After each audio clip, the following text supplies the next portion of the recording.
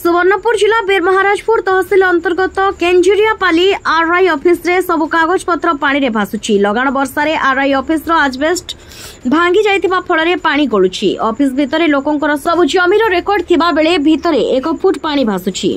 बहुत कागज पत्र नष्ट होई जाइतिबा कहिसंती स्थानीय आरआई पीतांबर साहू। ऑफिस टी पुराना होइतिबारु एठारे 3 वर्ष हेबो आरडी विभाग रो गोटिए कोठा निर्माण करा हेउची,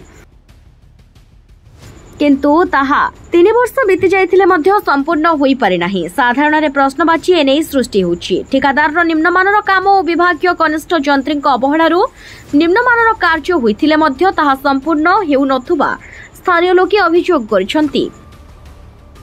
सुवर्णपुर रो जिला प्रतिनिधि सुशील कुमार साहू को रिपोर्ट संस्कार टीवी ओडिशा।